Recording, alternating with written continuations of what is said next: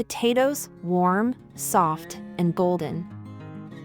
They're the comfort food we all love: crispy fries, creamy mash, buttery roasted potatoes. But what if I told you that something as simple as a potato could quietly harm your organs, or even be deadly? Here's the truth most people don't know. When potatoes start turning green or growing sprouts, they're no longer safe to eat. That green color isn't just harmless, it's a warning sign. It means the potato has been exposed to light and started producing a natural toxin called solanine.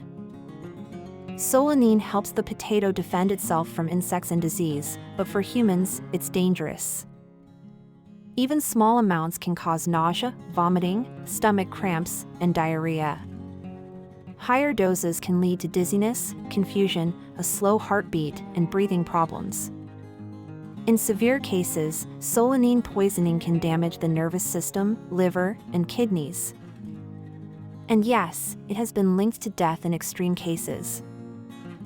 The scariest part? Cooking doesn't destroy solanine. Boiling, frying, or baking won't make green or sprouted potatoes safe. So here's how to protect yourself and your family. Store potatoes in a cool, dark, and dry place. Light makes them turn green faster. Never eat potatoes that are green, sprouting, or taste bitter.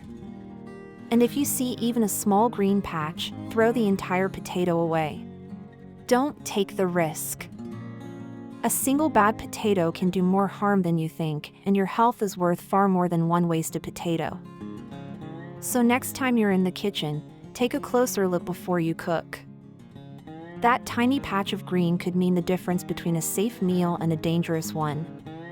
Stay safe, stay informed, and if you found this helpful, subscribe for more real food facts that protect your family's health.